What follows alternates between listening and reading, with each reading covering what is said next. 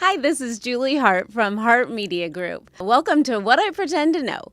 What I Pretend to Know is about learning from those who truly do, celebrating the power of female connection, and finding inspiration in the shared experiences of women.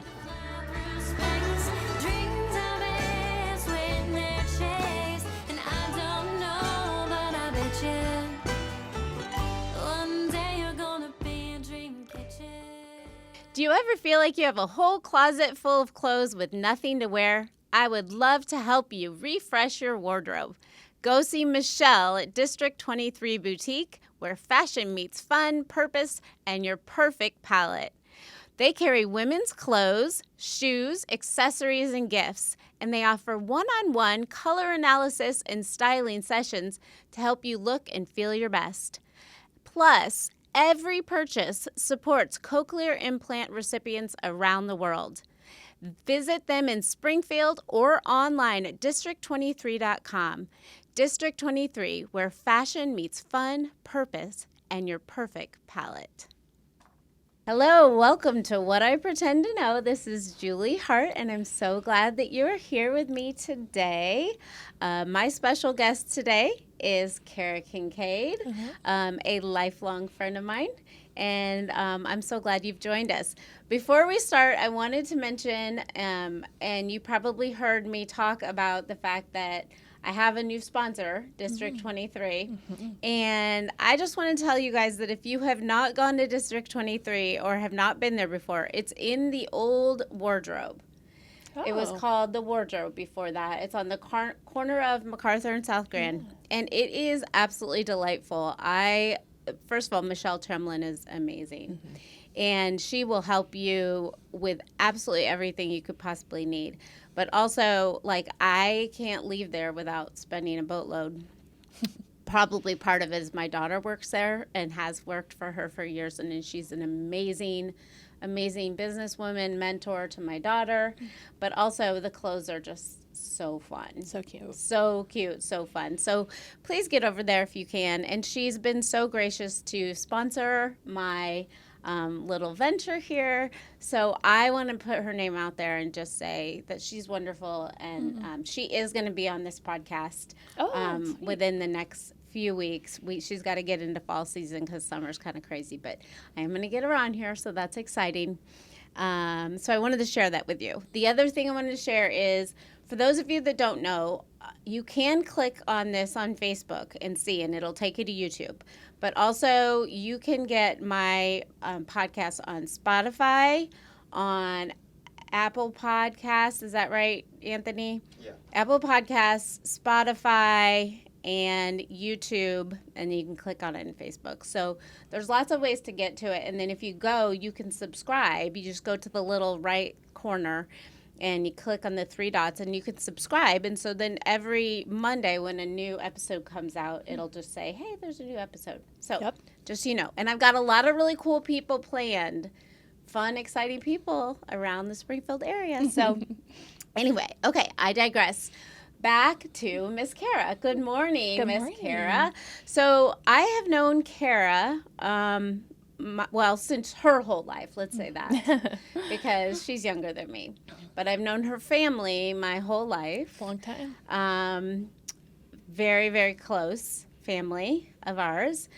We grew up going to church together at Cherry Hills. And, we were in Sunday schools and VBS and youth groups and you name it, because camps, you name it, everything. And she has an older brother that was a year older than me, and a younger sister that is a year younger, 2 years younger, I think. Yes, 2 or 3. We're all 4 years apart. Yeah, so, and then Kara's about close to my sister's age. Yes. Yeah. So I wanted to bring Kara on today for one word. I thought of one word that describes her, and it is brave. And so I brought Kara on today because she shows some bravery that we don't all show. So I will talk about that in a little bit. But first of all, I want to introduce Kara and have you tell us a little bit about yourself. Sure, thanks.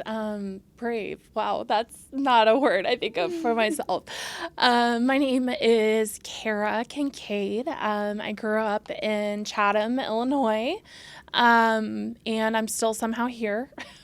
I was told my whole life, you'll be the kid who goes away and moves away and will never come back. And I was the only kid who never left, and I'm still here. So I have a dream in my heart to one day, go and live somewhere else. But I'm an accountant. I was a stay-at-home mom for 11 years, so that's still kind of a new role for me. I've only been back in the work world about 3.5 years.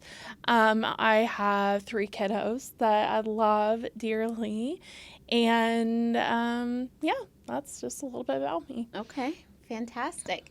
Okay, so tell me, I've got some fun questions for you. Yeah. Okay, the best book you've ever read or your very favorite book. Okay, so I knew this question was coming, and I don't know how to answer that question for you. I don't feel like I can give you one answer because I'm a pretty avid reader. Do you like a genre? Is there a genre that you prefer?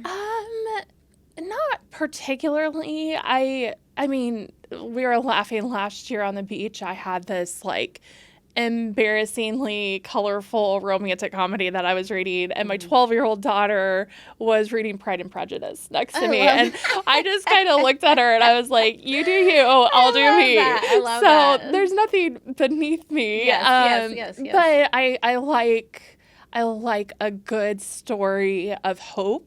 Okay. And resilience, and usually that has to do with some vulnerability in characters. Mm-hmm. And so I landed on, for fiction, The Storied Life of A.J. Fickery, which probably haven't heard of. But I'm curious. It's a beautiful, beautiful story, and it's a story about books. So then there's a referencing to lots of other books. But my third kid, my second daughter, is actually named after one of the characters because it meant so much to me.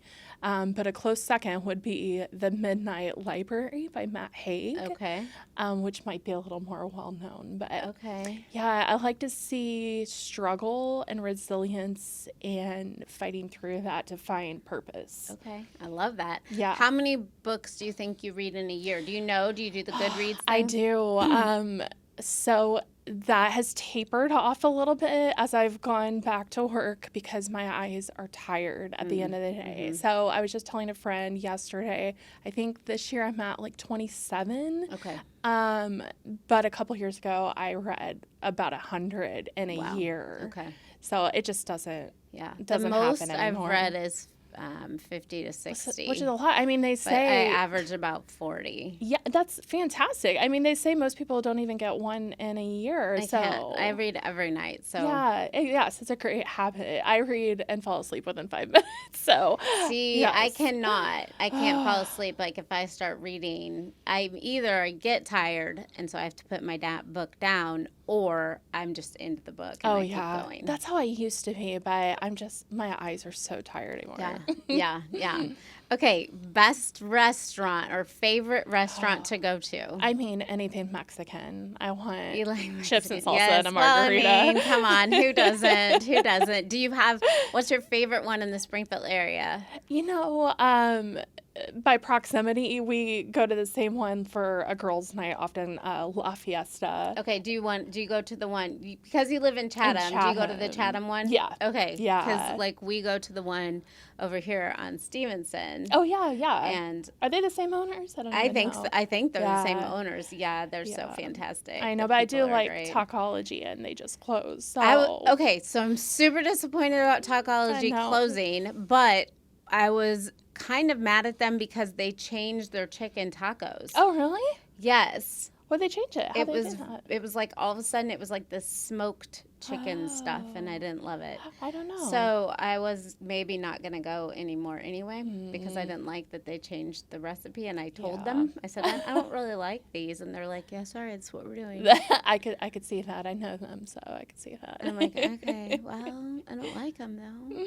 So, but yeah, I was disappointed. I love their chips and manchego cheese. Oh yeah, that was so good. So good. But I do love sushi too. Yeah, I'm not. Same. I don't look down on Mexican too much. The only thing I can't do is, because I have celiac, I can't do flour chips. So there's places where they actually make the chips flour. They do. I'm not going to name any places, but I know where they are. And it can make me sick when I realize, oh my gosh, these aren't corn tortillas. Yeah, because it can These be aren't corn chips. pretty safe place for gluten-free. So Yes. Yeah. Exactly. So anyway, okay. Who is, now this could be, you might have multiple people. Probably. Who's your greatest inspiration? Oh, that is so hard. It is multiple people. I mean, it's the essence of your podcast is like you learn from so many people, you know.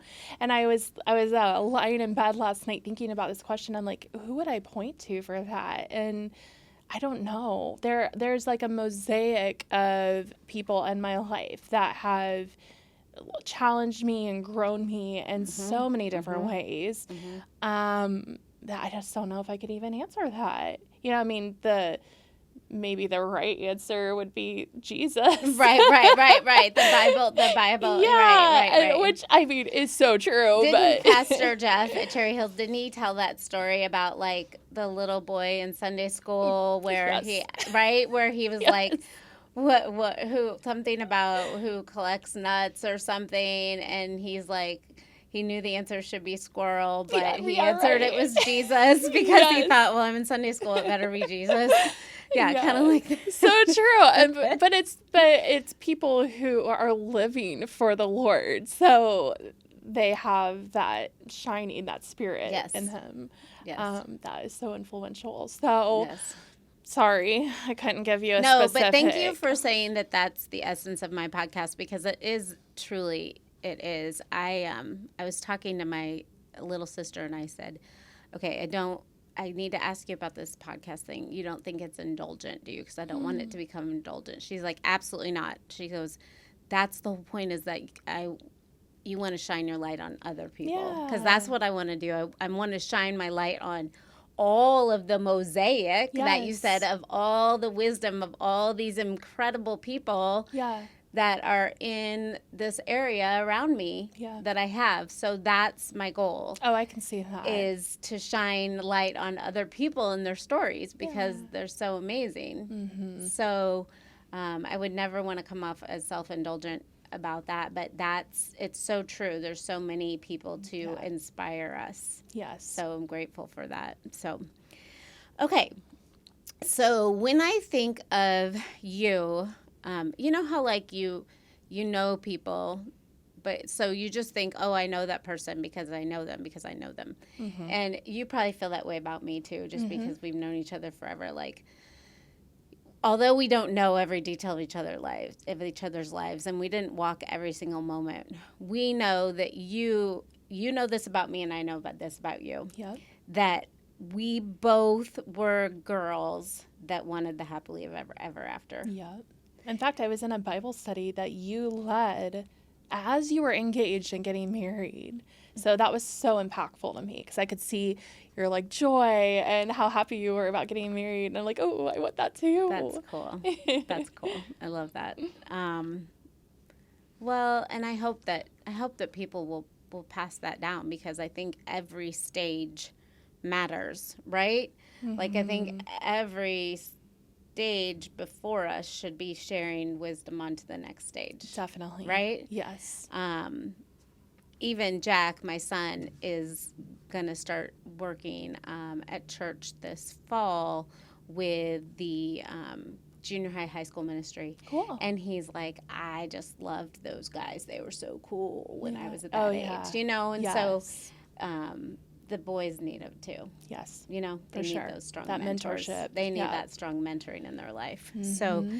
So you and I both, if you could exemplify us, we would both say we wanted the happily ever after. Yes. And we just wanted this storybook life, and we could just picture it, and let's get married, let's have children, have the white picket fence, do all the things like that. You could see dreams in our eyes, For right? sure. No matter what. And how did that happen for you? And how has that picture for you changed? Well, yeah, that's a big question. It is a big question, but I'm going to let you speak to it. Yeah, we grew up very similarly in the purity culture of the 90s and the conservative Christian church, with families like your parents are still married. My parents are still married after 50 years. Yep. And we could see it wasn't perfect. Right. You know, we could see that they struggled together and there were good years and bad years and normal boring years. Right. So I don't feel like I was walking into marriage or the expectation of marriage that it was just going to be happy and a high. But I thought that by following all the perceived rules of waiting until I'm married and courtship and, you know, all those things that we were taught, that my marriage would be blessed and it would last for a lifetime. And that wasn't my reality. You know, I got married very young. I was barely 21 when I walked down the aisle. And immediately in the first year, realized that it was a lot different than maybe I expected it to be. But over the years, I still wanted it. You know, I wanted to fight. I wanted to learn from other women and other married couples and fight for what I pictured, what it would look like in my 50s and my 60s. And it didn't. And so this past year, I celebrated my 20th anniversary. I didn't celebrate. It was acknowledged. And then 2 weeks later, I was divorced. And that has been such a pivotal part of my adulthood. Figuring out what now? What does happily ever after look like now? How do I rebuild from the ashes of what is left? And so, I don't know. Yeah. So, are there things that you felt like you could have seen before as you were walking through the dating process or the courting process, whatever, that maybe you would have been an indication for you, or just I'm thinking about lessons for the younger listeners. Like, is that something that you could have known beforehand or absolutely not blindsided? You know, that's a good question because I've been asked that question before. I think if I could go back to my younger self, I wish I could tell myself to slow down. Slow down and trust that the Lord is with me. I mean, I mentioned earlier, it was in my heart to even go away to college, and I didn't even end up doing that. You know, I feel like at the time, I felt like I was making all the right decisions, and I wouldn't go back to this day and change anything because I've been walking hand in hand with the Lord from the beginning of it. Sure. But I encourage my own children, my own girls now, to just slow down and trust God and trust that He is going to lead you.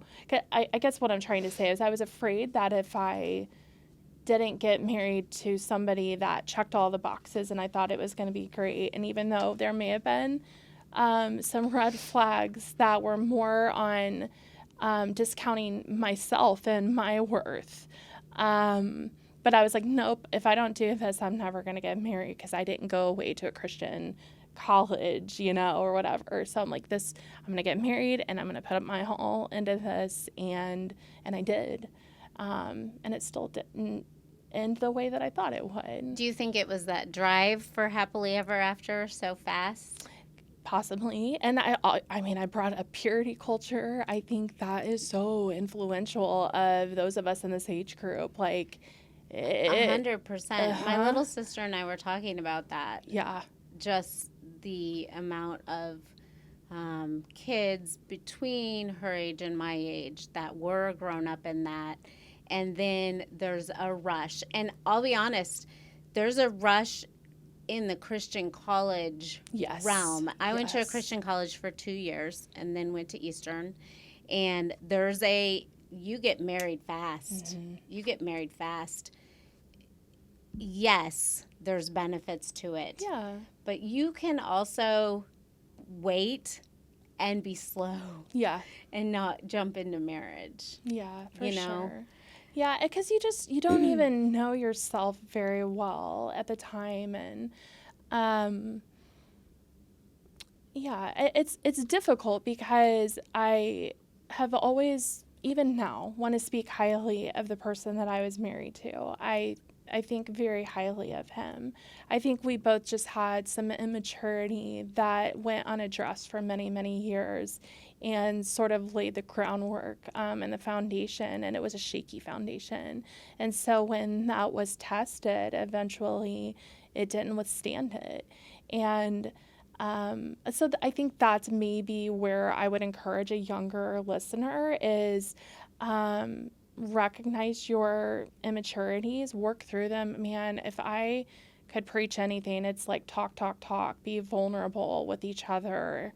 And it's a team effort, It takes two people to build something. It is not sustainable if one person built it. Mm-hmm. And so you got to make sure that you are properly matched, and that's going to be, because when it gets hard, you've got the same vision and the same goal and the same drive to keep it together. It's absolutely And goal setting, my husband and I have always set goals, but we say them out loud. Mm-hmm. This is how we're going to parent. This is what we're our financial goal. This is where we're going to do next. This is how we're going to do it.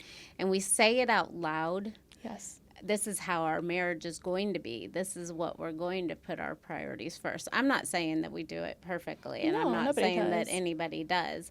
But I'm saying that sometimes I think instead of just you thinking it and me thinking it, or, you thinking one thing and me thinking another, saying it out loud together in sync means that you're on the same path. Yes, I agree. And I would even say, I don't know if you know who Dr. John Deloney is. No. Oh man, my favorite podcast. I listen to it 3 times a week. Okay. But he talks about even getting away once a year for like a little marriage retreat, like just the two of you. Yes. To do those things and say those things. Yes.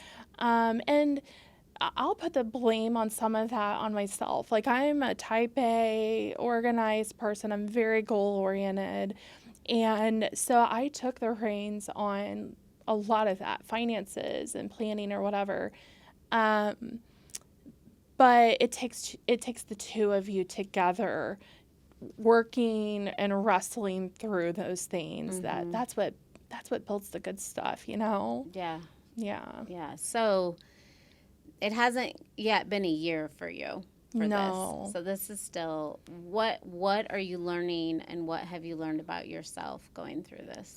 Yeah, so the divorce was finalized just in February, so it's just been a few months, but the process of divorce has been ongoing, not like the legal process, but the falling apart, the unraveling is what I tend to call it. Mm-hmm. The unraveling began probably 3.5 years ago. And in that process, I got in the lowest place I've ever been mentally. I wrestled through my Christian theological beliefs on divorce and marriage, and is this right or wrong? Do you just stick in it regardless? God is a great restorer and healer. If you wait around long enough, is he going to do that? But in the meantime, life was still happening, and I got into a very dark place.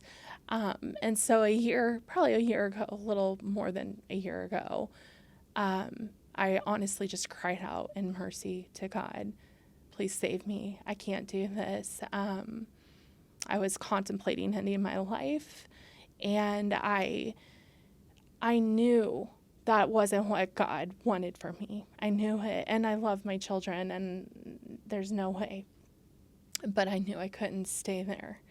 And so this past year has been a process of learning about God in a way different way. I've always kind of seen him as judge.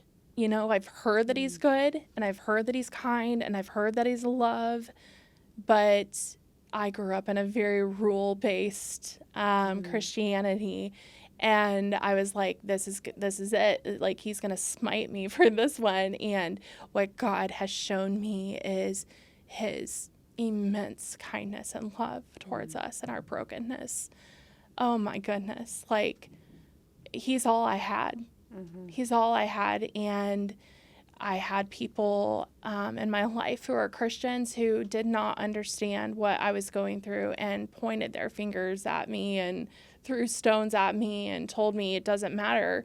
You've got to stick in it. You made this commitment. And then there was the Lord who was with me in the darkest of nights saying, I'm with you. I love you regardless. I'm the restorer, and I will restore your life. And that's what I clung to this past year. And I can say that he is faithful, and that's what we're doing right now. We're restoring, finding joy in life again, and clinging to what is good, that he has good plans for me. I love that. I was just thinking of that song yesterday. I love it. And I think I said to my son something like that. He has good plans for you. Yeah. Didn't I say that to you, son? I don't know. You say a lot of things to me in life. That's what we do. we say good things to our kids. So I'm glad you're still here. Thank you. And I'm sorry that people didn't treat you kindly in your darkest time when you needed friends. You know, that was some people. There have been some beautiful people who have loved me very well. Good. Yeah. Good. I'm glad that you have people that will stand by you. Me too. No matter what. So how does God keep you grounded as a single mom throughout this time in life and balancing all of the things? Yeah, it's a lot. It's a lot. I have always felt like I'm a pretty efficient person. I have a gift of just like getting it done, you know, and I try not to make life too chaotic. I try to have a lot of margin, and that has been turned completely upside down. So like practically, gotta let it go. Oh my gosh. And I mean, I'm a very, very tidy person. So like my house, everything has a place, and somebody gets a cup out, I'm putting it in the dishwasher as soon as they're done. And I've had to let that go a little bit.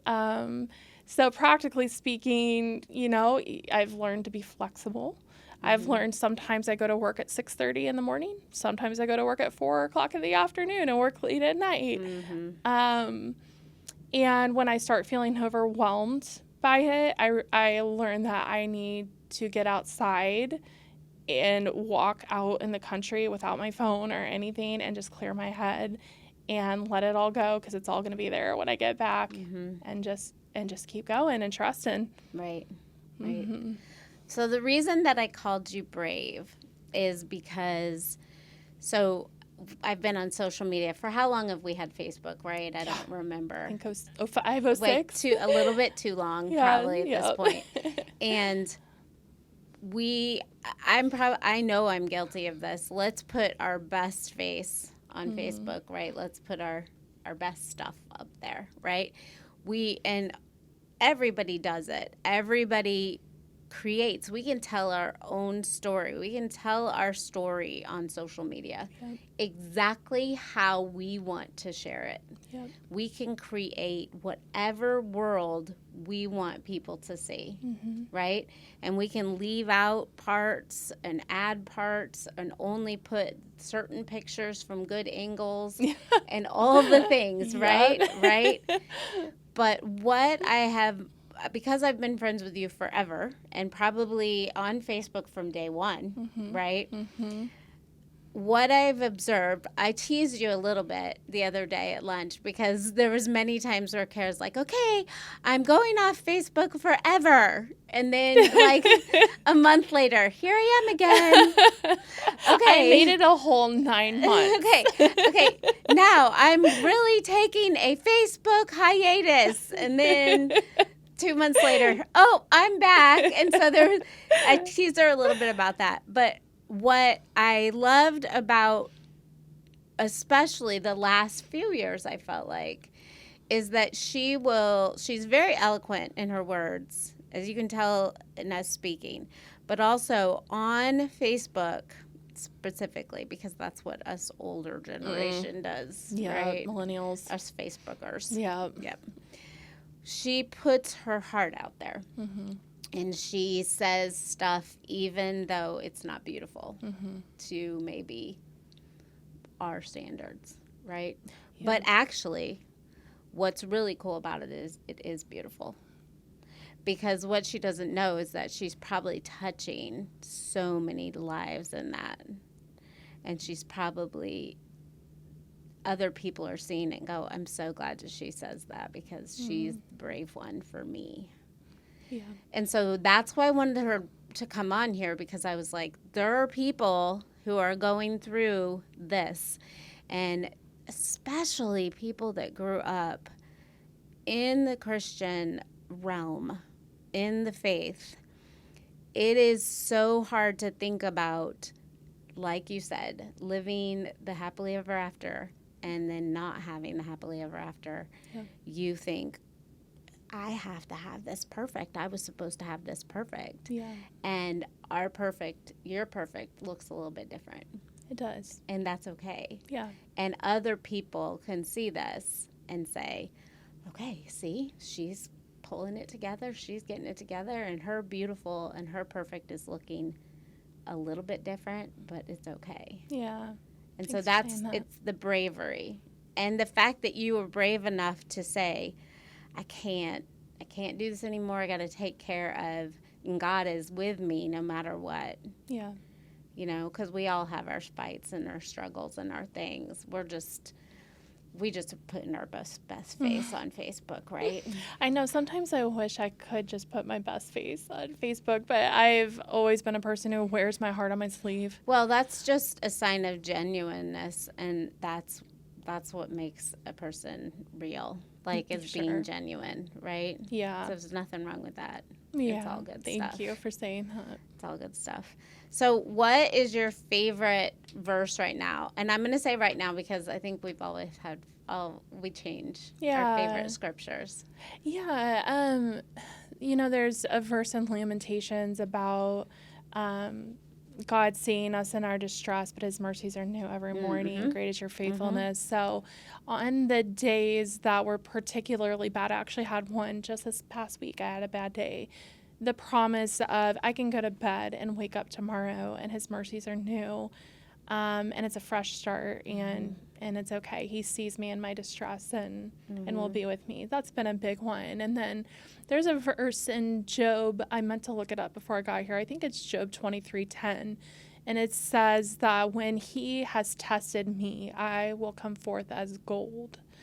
And I kind of clung to that verse this past year when it did not feel like life was going to get better. It just didn't. I couldn't see it. I have often referred to the process of divorce as a trudge through mud. It's awful. It is not what God planned. It is the most painful thing that I have ever had to walk through. And even this far on the other side of it, there's still lots to walk through. But to cling to the fact that he is with me and he will restore me. He will make my life good. He will bring me forth as gold. Mm-hmm. I love that. Yeah, so that's been a beautiful picture for me, for sure. I love that. And when you said that his mercies are new every morning, I think I said to one of my kids the other day, or to somebody, we were talking about something, and I said, like, when you are bringing up, like, I still feel bad about this, that, and the other, like, God is forgotten. Mm-hmm. Like, there's that verse where it said God, like, forgets it, like, as far as the east is from the west, like, your transgressions are removed. Like, he doesn't know what you're talking about. Like, forget it. Like, he didn't even know what you're talking about. You've already asked for forgiveness, and he doesn't even know what you're talking about anymore. All he knows is what you are today, and let's go forth in this new picture. It's beautiful. Where do we get that anywhere else? Right. Exactly. Nobody else forgets our stuff. No. Right? But God does. He is like, okay, you're forgiven. I love you. Let's move on. Yes, definitely. Yeah. So what wisdom do you have for people that might be, number one, going into marriage, thinking about marriage, but also going through divorce or that kind of thing? So is what I tell people you said is slow down. Yeah, I would say that. Yeah, for sure. Like, slow down. Yeah. Take your time. Like, what are we in a rush for? Get to know a person. I've read something the other day, like, go on a road trip with somebody before you marry them. I was like, that's beautiful. Yeah. Very wise. Yeah. You saw that too? I saw it the other day too. I was like, that's good stuff. I don't know Like, where I heard it. Okay. I mean, you want to see how somebody reacts in traffic or when plans have to change, who's taking charge. In traffic, who's buying McDonald's. Yeah, exactly. So, there's that. One person, Kara Kincaid, I have a vivid memory of sitting on the steps of the old church building in Outer Park and her just like bestowing her wisdom on me. And if I look at a marriage that I want, it's Mark and Kara Kincaid. It's just a beautiful, beautiful marriage. And she talked about never speaking poorly about your spouse to your family, because your family will always side with you. And so I made sure that I did that for several years. That's some advice I would give. Can I just say that my family would side with my husband? That's what I said too. That's so funny. My family would not side with me. They would side with my husband. About what? Like anything. They would be like, no. I know. No. That's not true. Matt Hart is wonderful. That's not true. Yes, they would. I know. I thought it was good advice. Especially my parents. But yeah. But yeah, I mean, I am very pro marriage. I feel like there are some people in my life that make assumptions that, oh, don't go to her for advice because, you know, she went through this. Again, I know you're the little girl that wanted the happily ever after. I don't believe that for a bit. Yes, I'm very pro-marriage, and I think what is essential in a marriage is deep, deep connection and vulnerability. That has to be present.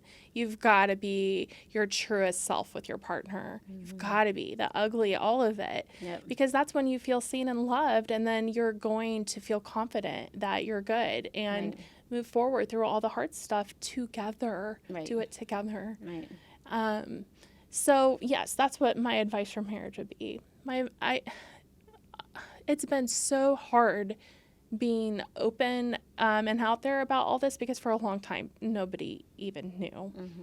But the reason it's been difficult is because I have realized how many people are walking the same path. And particularly the women that I've sat across from coffee and just seen where they are, and that I was there too, in that deep, deep guttural pain and brokenness. And so what I say to them is cling to the Lord, cling to him. Like, we don't have to be perfect. Like, I used to think that I had to be perfect to go to him. I had to make sure I was watching all the right shows and not drinking and not cussing and all that. Like, it had to be perfect. That's the only way I could go to God. And I've had some pretty raw conversations with God this past year, and he can take it, and he sees us. He knows us better than anybody else. So go to him with your pain and cling to him. He will lead you and guide you. And also find your safe people that they're the ones that look you in the eyes and love you regardless of how they feel about the situation. They love you so well. And you just got to learn to let the other people that are judging you, I feel like anger seething off of some people in my life when they're around me, and I've had to grow a backbone. It reminds me of the book that I keep referencing, the Mel Robbins book. Yes, Let Them. Let Them. Yes. It's pretty good. There's some wisdom in there, that's for There's sure. some good wisdom in there. Yeah, you do. And because when you're confident in your relationship with God, you can be confident in anything. That's right. And that's been huge for me. Yeah, I love that. Well, I'm so thankful that you were willing to share this with me, and with the podcast. And I want to bring me back because there's some more stuff I know we want to talk about. I would love that. But this is what I can say, because I feel like this is what God is telling me, is that your story is not done. Thank you. It is not done. I'm excited. Yeah, it should be. You should be excited. I am. It's a whole new chapter. So I appreciate you. Thanks you so much. Thanks so much for listening. We'll see you guys next I'm listening to my son. You said that wrong last week, son. Next Monday. All You right. can edit that for me, Anthony. Bye.